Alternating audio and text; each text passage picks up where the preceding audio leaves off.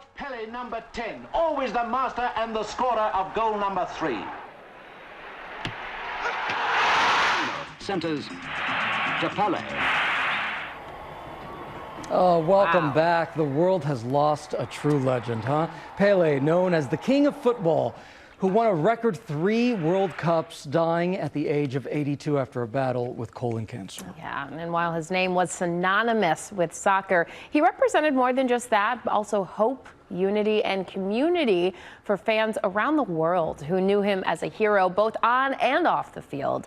And we remember him now along with ESPN's lead soccer analyst Taylor Twellman and MLS Commissioner Don Garber. Taylor and Don, thank you both so much for being here with us. Taylor, let's start with you by talking about the impact that Pelé had not only on the game of soccer, but for his country. It all started with him kicking a stuffed sock down the streets of Sao Paulo. What did he represent for so many people, not just Brazil, but everywhere? Well, he's the greatest of all time, and there's a reason why. There's only 3 players in the history of the game that have won more than 1 World Cup. He's the only player in the history of the game to win 3 World Cups, and he's played for arguably the greatest nation in the World Cup history of Brazil. But it's more so of what you guys said leading into asking me that question, what he did off the field. So much of what he did was synonymous with soccer and football around the world, but it was more so what he represented off the field, unity. He was a black man that played for Brazil, where a lot of times during this era, when you ask the people from the African continent who is the greatest player in their history, they often mention Pelé for what he did during the 50s and the 60s in representing what it means to be unified both on and off the field. There's a lot of athletes synonymous with their sport. There's very few athletes that are transcendent outside of sports, and I think Pelé is one of the very few. Oh, that's such a great Oh, point. absolutely. And Don, you really credit Pelé with raising the profile of the sport right here in the U.S., helping it grow into what it's become, right?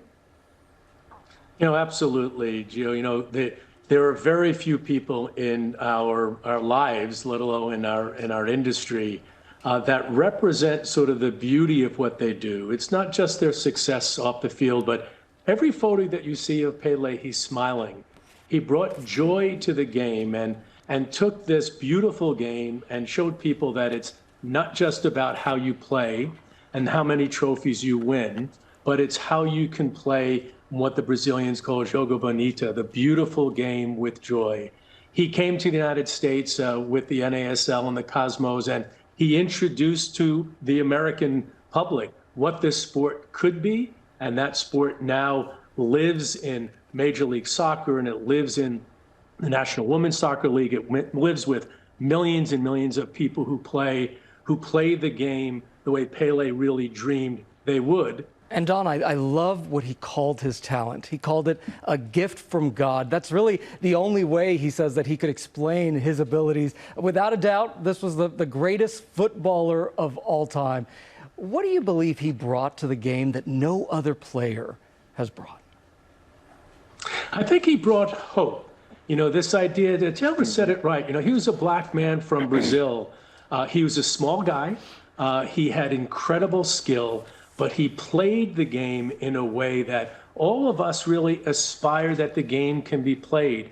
You know, soccer here, particularly in North America, is a sport that's exploding, and you saw that really with all the excitement around the World Cup. But it wasn't just this joy on the field. It was this idea that he was a global icon, that he represented more than what he was as an athlete. And to the point about what he has brought that the very few others have, Taylor, on the field, soccer wasn't just a game. It's not just a game. It is a performance. And when you think about it in that way, how do you think he revolutionized the art of spectator sports? Because people like to just see the way he moved on the field.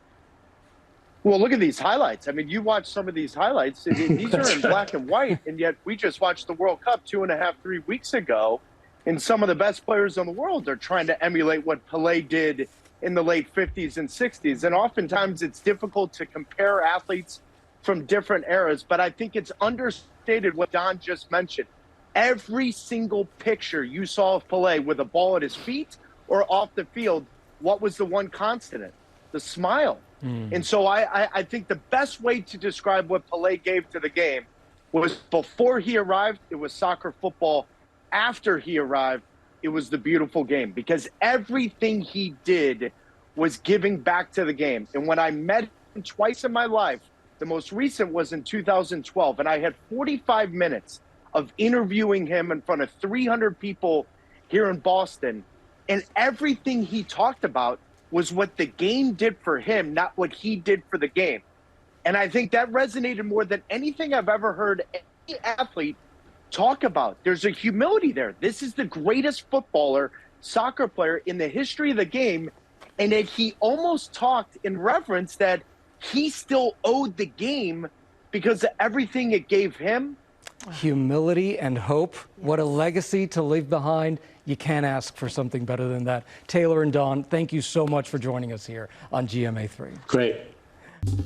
Well, hey there, GMA fans. Robin Roberts here. Thanks for checking out our YouTube channel. Lots of great stuff here. So go on, click the subscribe button right over here to get more of awesome videos and content from GMA every day, anytime.